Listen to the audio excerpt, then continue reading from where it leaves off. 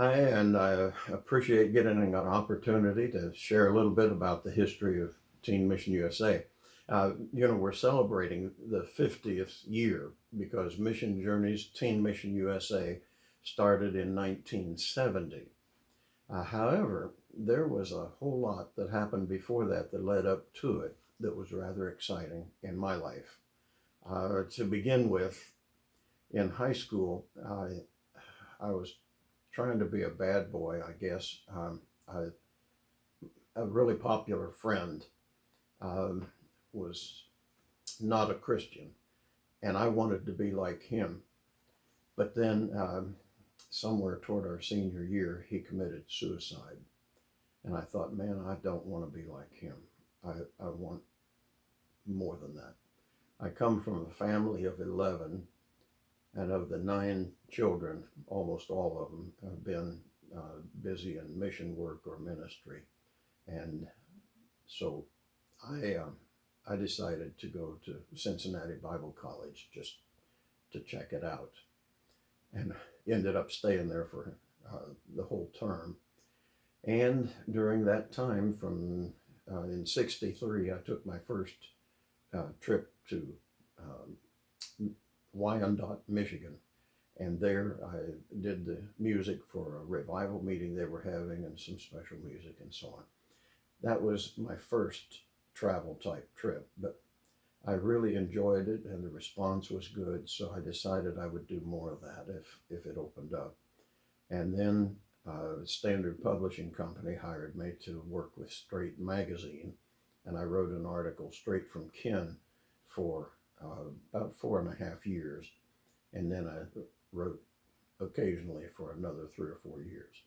But during that time, the traveling really became thick. Got to the point that I had to quit working at Standard to make the trips for speaking and so on. And I spoke in high schools all over the country, hundreds of them. I don't know how many, and that included colleges and universities. It was just an amazing springboard that God allowed to happen there. And I felt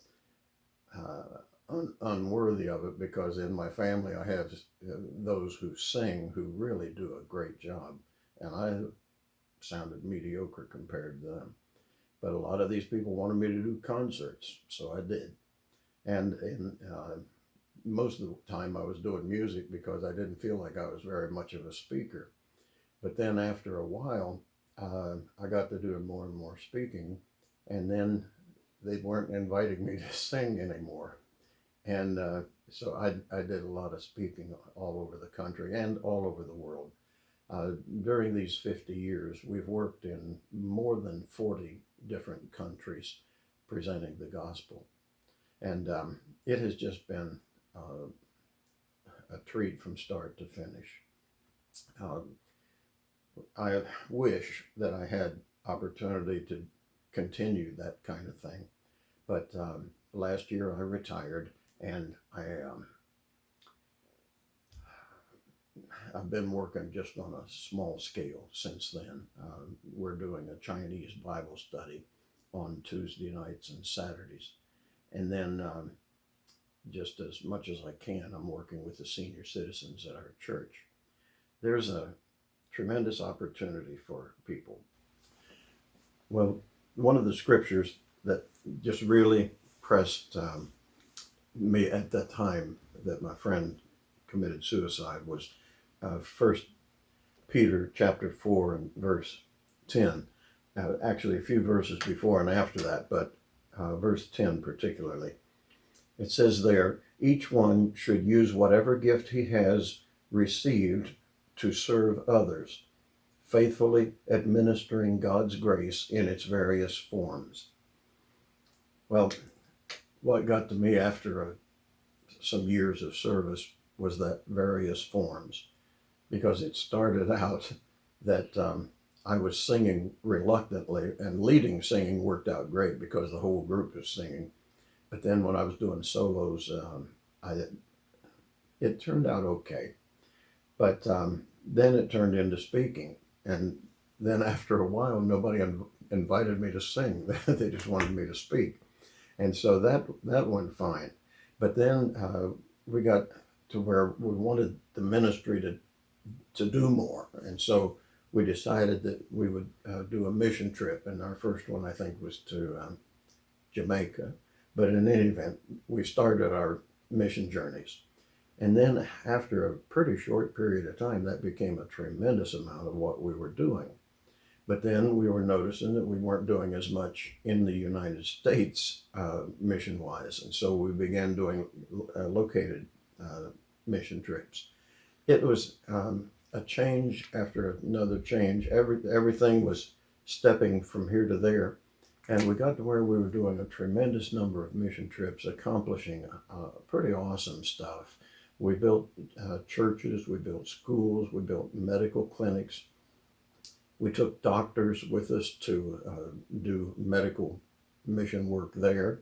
And the schools we built, I don't know how many churches we built, but it would be well more than a dozen. And helping start churches would be a larger number than that. What started out as just this neat thing of leading singing for a revival meeting turned into a really enjoyable ministry. And what I love about it is that it went from me to Greg Hereford, who became the executive director, then Larry Mulholland, and both of those guys did a great job. And now we have Jonathan Edwards, and we have Wayne King, who are leading the ministry. My prayer is that all of you who can would continue to support the mission, because they're doing an amount of work in Eastern Kentucky and West Virginia. Wayne King is putting together some awesome stuff about internet Bible study, but it's not just study, it's college level material, so that the people who are taking the classes can actually get a degree for doing it. And there again is your various forms. What talent you have, you're supposed to use. And I pray to God that I used mine the best I could. And I thank God that these other fellows have and are doing the same thing. God is good, and we love serving Him. Thank you for listening.